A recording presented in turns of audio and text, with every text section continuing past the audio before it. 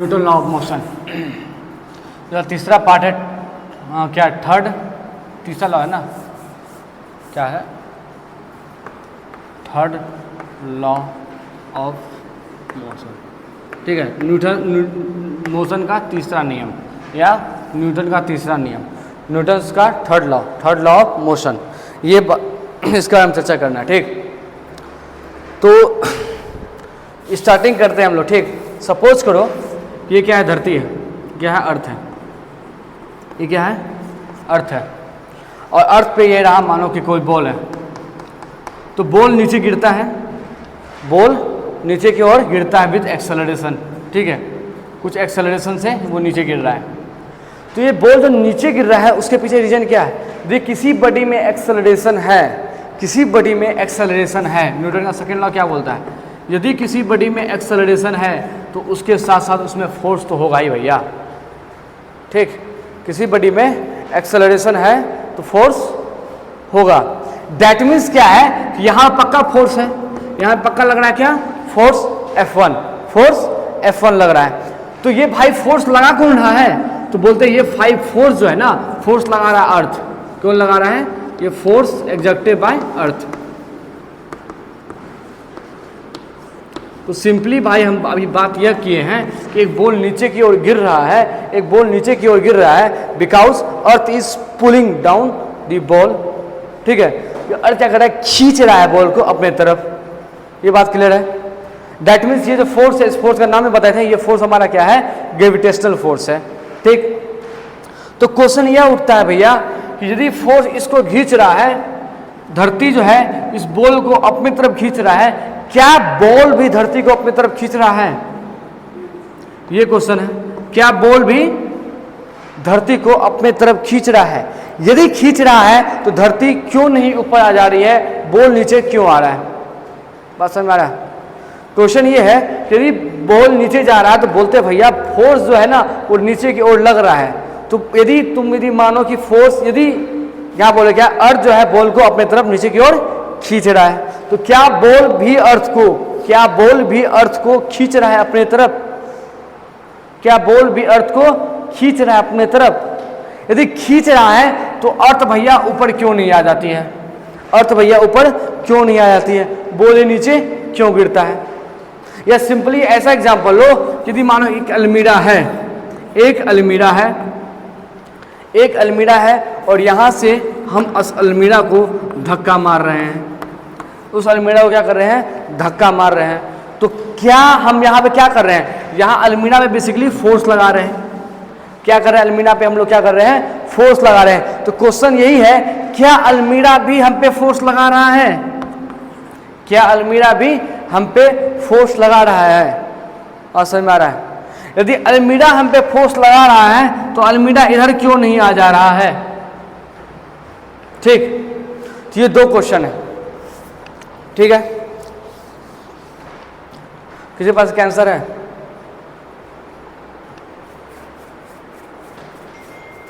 देखो,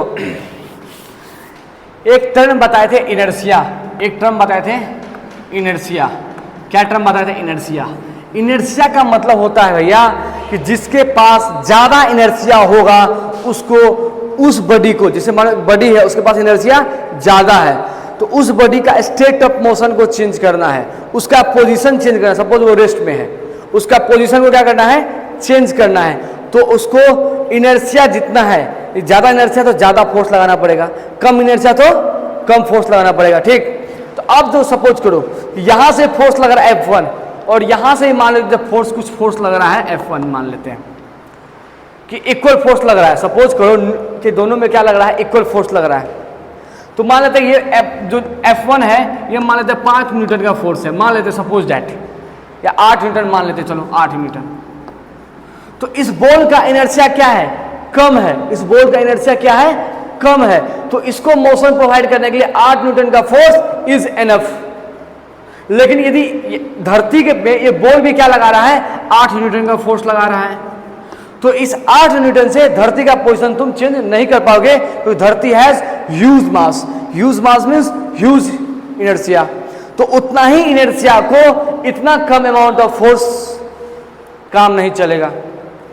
बात समझ में आ रहा है? ठीक, तो ये बात क्लियर है। हम एक बात बोले थे, क्या बोले थे भैया, कभी भी फोर्स एग्जिस्ट करता है तो मिनिमम नंबर ऑफ बॉडीज कितना चाहिए, 2 चाहिए। यदि सिंगल बॉडी है तो कभी उस पर फोर्स नहीं लगेगा। उसके पीछे रीजन कौन है, न्यूटन का तीसरा नियम। न्यूटन का तीसरा नियम वो क्या कहता है, यदि एक बॉडी 2 बॉडी है तो यदि एक ये बॉडी इस पे फोर्स लगा रहा है, यदि ये बॉडी इस पे फोर्स लगा रहा है तो ये बॉडी भी इस पे फोर्स लगाएगा। ठीक है, बस समझ आ रहा है? हम यदि यहाँ पे ऐसे फोर्स लगा रहे हैं तो जमीन भी हम पे इधर फोर्स लगाएगा। ठीक है, मतलब सॉरी बोर्ड भी। इसको समझने के लिए बहुत अच्छे तरह से तुम समझ सकते हो इस एग्जांपल से। किस एग्जांपल से? सपोज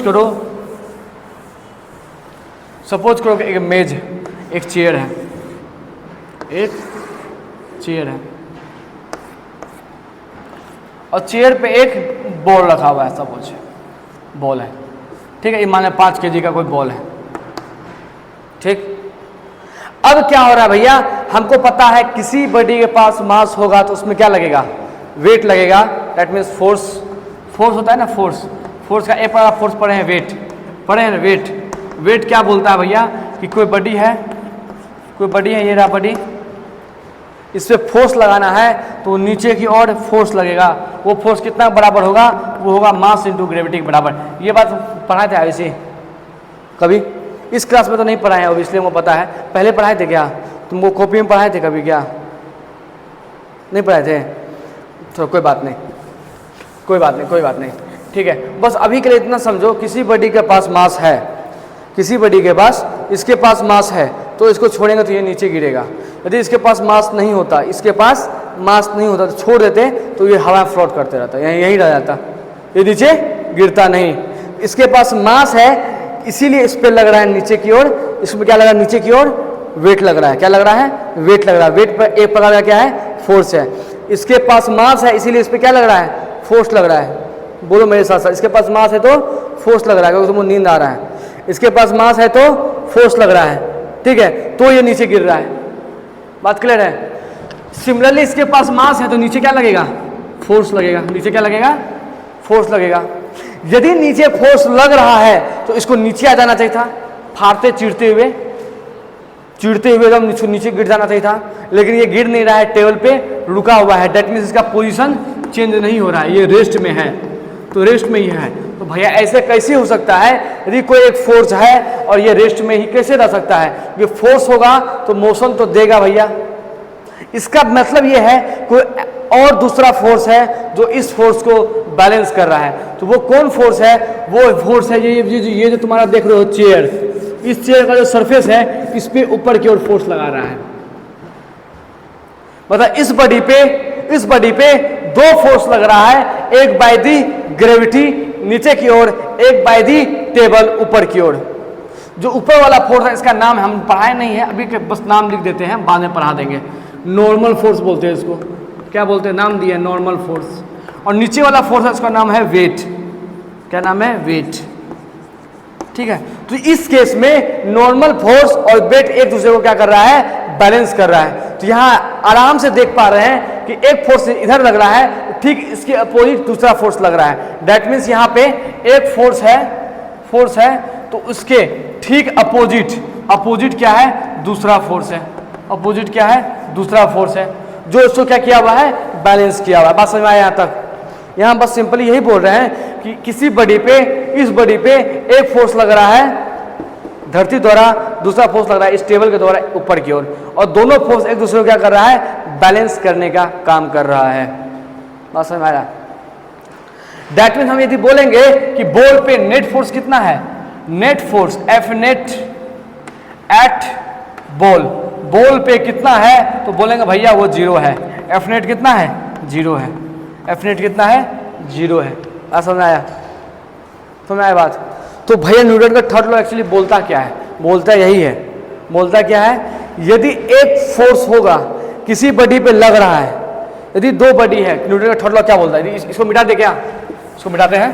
तो न्यूटन का थर्ड लॉ क्या बोलता है भैया, वो ये बोलता है कि 2 बॉडी है, मान लो ये बॉडी A1, ये बॉडी हुआ 1, मान लेते दूसरा बॉडी है 2, दूसरा बॉडी है 2, ठीक। तो ये बोलता है यदि ये बॉडी इस पे फोर्स लगा रहा है, किस पे, इस पे, सपोज करो ये जो बॉडी है इसको अट्रैक्ट कर रहा है, क्या कर रहा है, अट्रैक्ट कर रहा है अपने तरफ, तो ऐसे अट्रैक्ट कर रहा है ऐसे, ये जो बॉडी 1 है बॉडी 2 को अपने तरफ खींच रहा है, ठीक है। जैसे धरती बॉडी 1 हो गया और ये बॉडी 2 हो गया, तो उसको धरती खींच रहा है अपने तरफ, धरती क्या कर रहा है, इसको खींच रहा है अपने तरफ, बस समझ आ रहा है। उसी पर क्या बोल रहे हैं कि बॉडी 2 को बॉडी 1 खींच रहा है, मतलब फोर्स लग रहा है किस पे, बॉडी 2 पे, किसके द्वारा, 1 के द्वारा। तो बोलता है न्यूटन का तीसरा नियम कि बॉडी 2 भी जो है बॉडी 1 को अपने तरफ खींचेगा, अपने तरफ खींचेगा, ठीक है। उसको फोर्स लग रहा है 1 पे, किस पे लग रहा है, 1 पे, ड्यू टू 2। इसका क्या मतलब लिख देते हैं यहाँ पे, F21 का क्या मतलब हो गया, force on body 2 due to body 1, ठीक। और F12 का क्या मतलब हो गया कि force on body 1 due to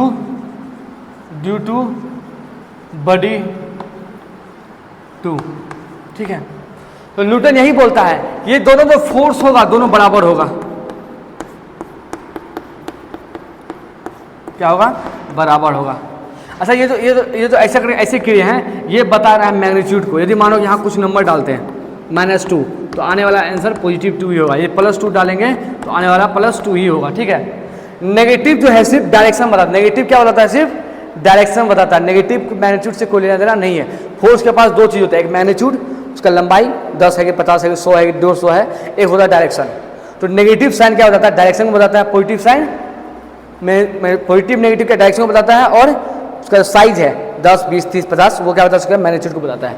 कोई बात नहीं, यहाँ पे क्या बोले कि फोर्स दोनों क्या होगा, इक्वल इन मैग्नीट्यूड होगा। न्यूटन का पहला लॉ क्या बोलता है कि यदि एक बॉडी है उस दूसरे 2 बॉडी है तो दोनों एक दूसरे पे क्या करेगा, फोर्स लगाएगा, वो फोर्स मैग्नीट्यूड वाइज इक्वल होगा, मैग्नीट्यूड वाइज इक्वल होगा।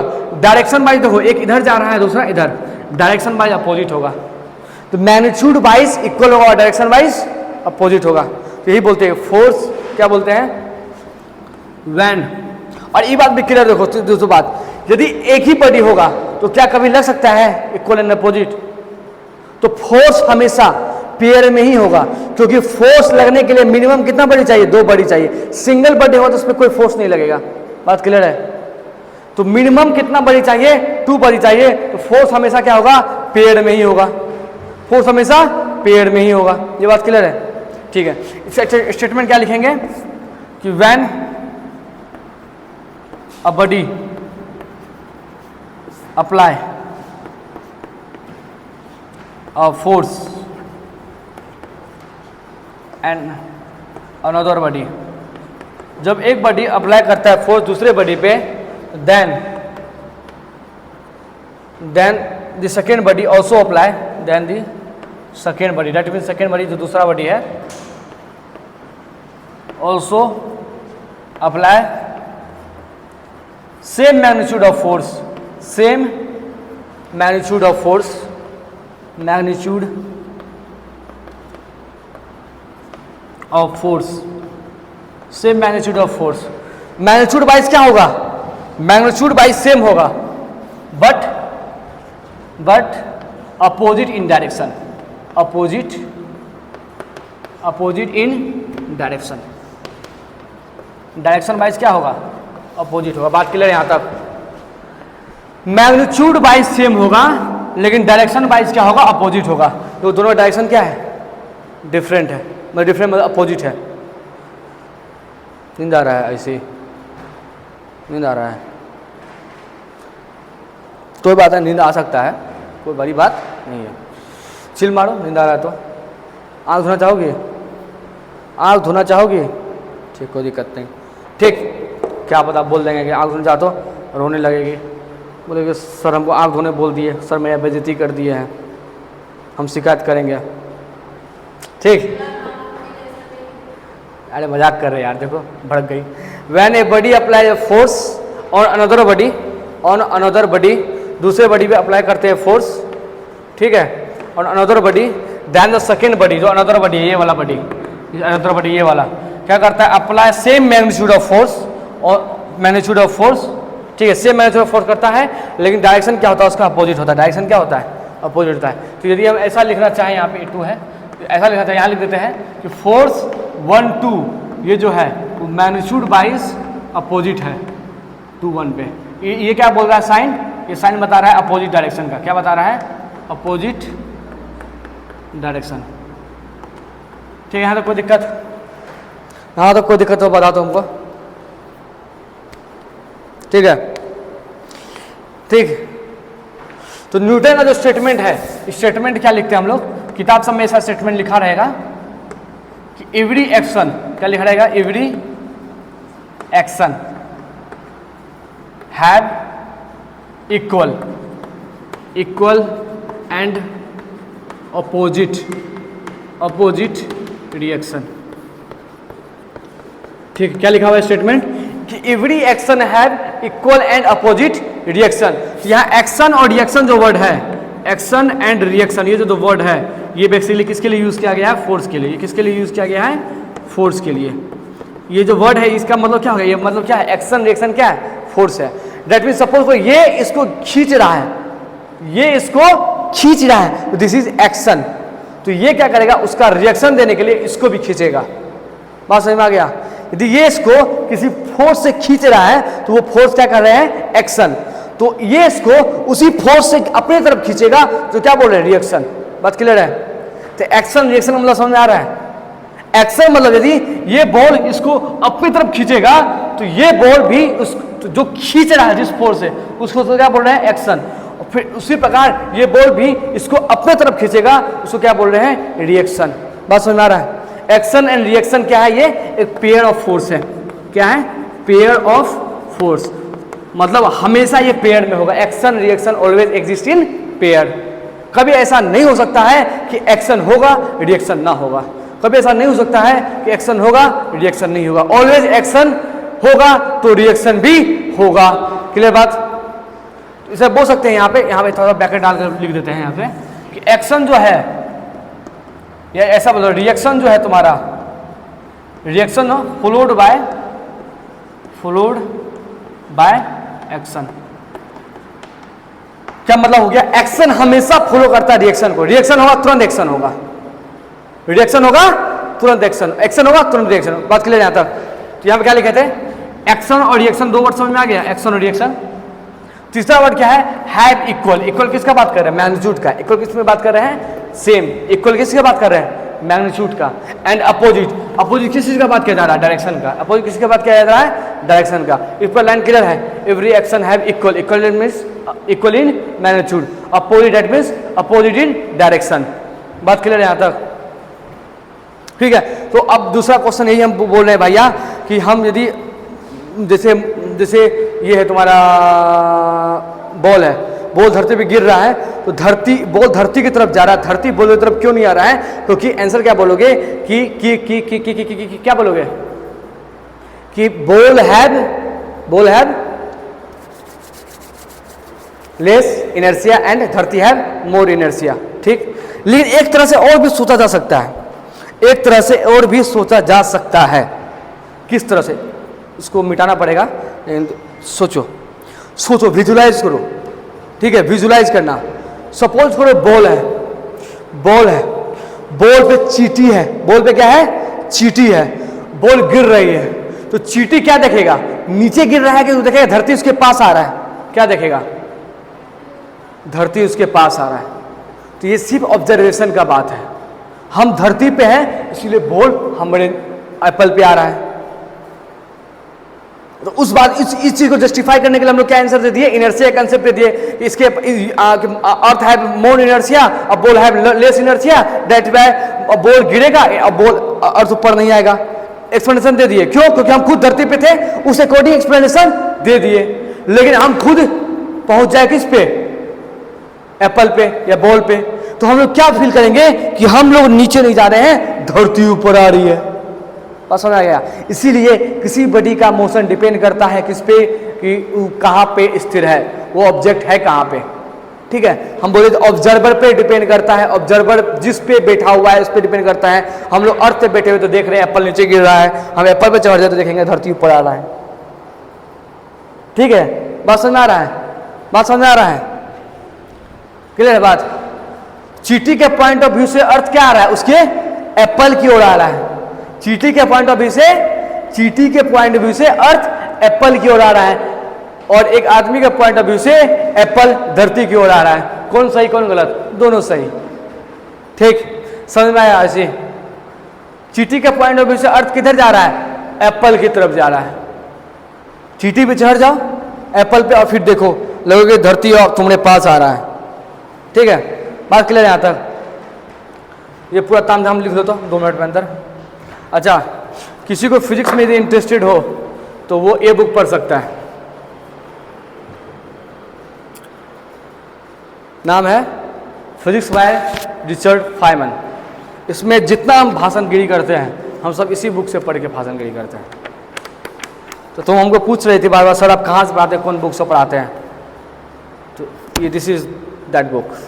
ठीक, तो इसको समझने के, इसमें कहीं तुमको न्यूमेरिकल नहीं मिलेगा, एक भी न्यूमेरिकल नहीं है इस पूरे बुक में, सिर्फ भाषण है। फिजिक्स को फील करने का क्षमता है, ये क्षमता है ये नहीं, वो अलग बात है। डेवलप करना है तो ये बुक पढ़ सकती हो, अदरवाइज कोई बात नहीं। आप पढ़े तो है, मैं तो सिखाऊंगा ही। क्या ये बुक का प्राइस ऑलमोस्ट 700 के आसपास होगा, आई थिंक सो। सस्ता बुक है, ठीक है, बट हम हमेशा इस बुक से नहीं पढ़ाते हैं। ठीक, तो इस बुक का लेवल थोड़ा सा और हाई है और हम नहीं चाहते तुम लोग का दिमाग हैंग मारे, इसीलिए हम हमेशा कोशिश करते हैं तुम लोग को कम से कम पढ़ाएं। क्या करें? कम से कम पढ़ाएं। जितना हम कुछ बताए हैं ये हम बहुत कोशिश किए हैं कम से कम पढ़ाने का, इससे कम कुछ नहीं होता है। ठीक, इससे कम पढ़ाई नहीं होता है, इससे कम फोकसबाजी होता है। ठीक है, यहाँ तक क्लियर है?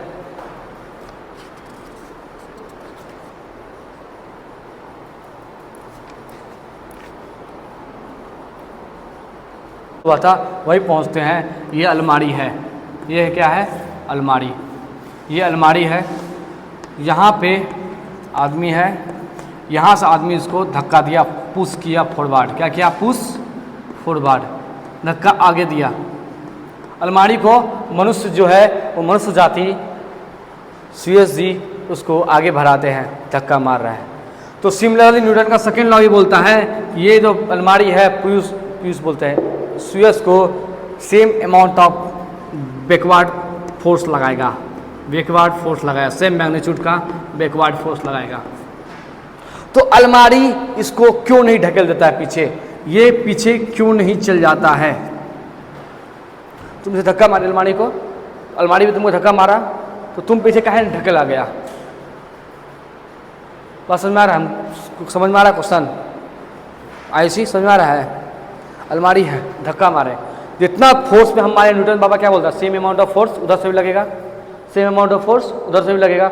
जब उधर से फोर्स लग रहा है तो अलमारी हमको पीछे ढकेल देना चाहिए, क्योंकि इनर्शिया का बात करें तो अलमारी का इनर्शिया ज़्यादा है, मेरा इनर्शिया कम है। मेरा तो स्टेट ऑफ मोशन उतना फोर्स से घसक जाना चाहिए था, तो क्यों नहीं घसकता है?